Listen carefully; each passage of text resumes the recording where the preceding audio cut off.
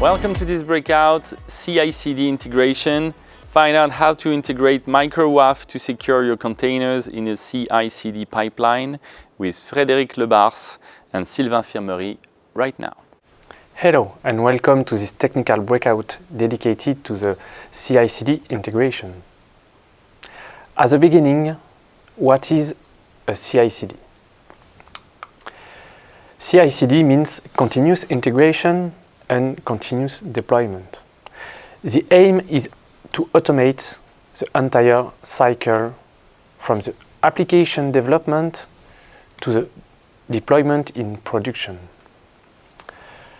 The pipeline is made up of several steps. The continuous integration covers the phases of the build and the test, and the continuous deployment goes from staging to the deployment in production. Let's have a look in GitLab. Here is an example with several steps in the pipeline. Each column is a step of the pipeline, and each bubbles matches one of the jobs of each step. You can find the details of the job, which is very helpful in case of failure. Firstly, let's focus on the continuous integration.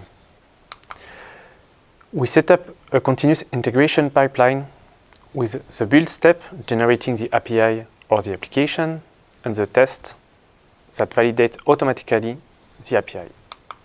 How it is configured in GitLab. Here we can see the two steps, build and test.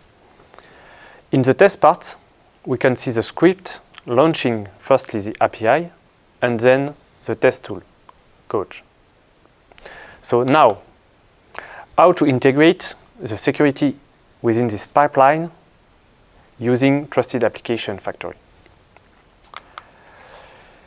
You can see in the example that it requires only few changes. We have to declare the service, the security service of Trusted Application Factory, and then to update the test part to configure this service before launching the test, and finally, after the test, to get the security logs. These security logs will be available in the job details. Now it's time to see how it works in live with Sylvain. Here is our project. There is a configuration file for the continuous integration pipeline, here using GitLab CI. In this configuration, there is two stages, one for building the application binary and another for the test. For the test, we begin by asking GitLab CI to launch a security service dedicated to the test. Then to configure this security service with AppSec control and some YAML files. And finally, to launch the application and execute the tests.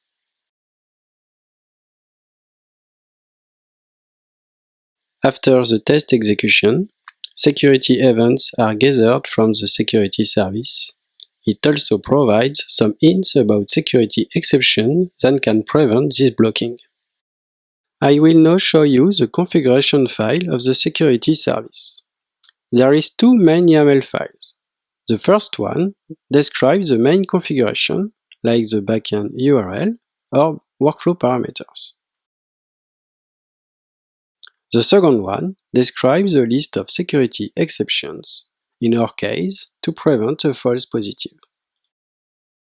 Our application needs to accept HTML content on some requests. To ensure that this is possible, I've added a new test with a request that takes some HTML content as argument. As expected, the continuous integration pipeline of this new test is faulty on the test stage. The test logs will give us some clues about what happened. Here we can see that the security service is started correctly, the security policy is applied, and the first test passes. But the test with HTML content is blocked with an HTTP error 403. The security events show that the request is seen as an XSS attack. This is a false positive. To fix that, we will add this security exception to the security policy. So, let's edit the YAML file and paste the new exception. A new pipeline is launched for this modification. And now, the test with HTML content is no longer blocked. Using this method, we can prevent lots of false positives in production. Thanks Sylvain for this demonstration. We've just seen the continuous integration, so now it's time to deploy in production.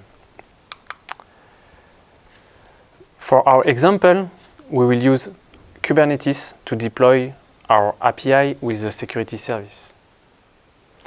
Sylvain will show us directly in the GitLab project how it works. He will follow this scenario. He will fix a false positive in a merge request. This merge request will be automatically tested by the continuous integration, and when everything is okay, it will merge the changes directly in the master. It will trigger a new pipeline, a CD pipeline, and this pipeline will automatically deploy the fix in production. So now let's see the demonstration of Sylvain. We will now integrate the security in the continuous deployment. Our application will be deployed with Kubernetes. For this, we now have a YAML file that describes how to deploy this application in Kubernetes, and a second YAML file that describes how to deploy the security. In GitLab CI, there is a new stage to deploy in production that contains the creation of a container for the application, the deployment in the production Kubernetes cluster of this container, and the deployment of the security. Our application is now in production, and we can access it through this URL. It replies correctly, even with an HTML message, thanks to the existing security exception. But some messages still blocked like this one.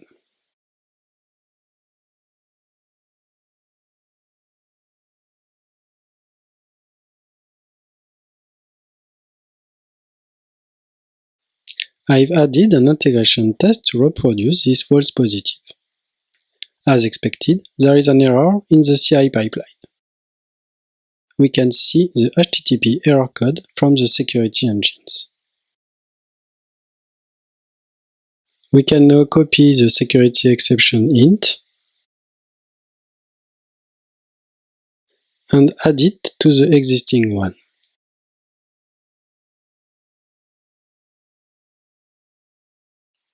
Then commit this modification.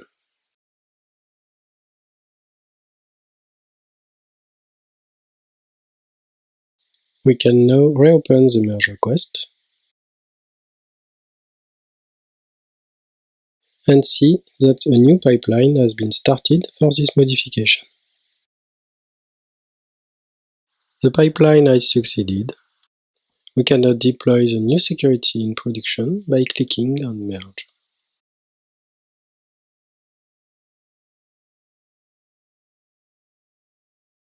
A pipeline with a deployment stage has been launched and will soon deploy in production.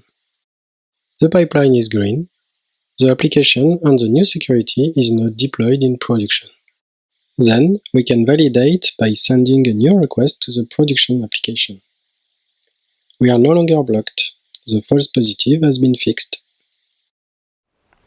Thanks a lot, Sylvain, for this demonstration.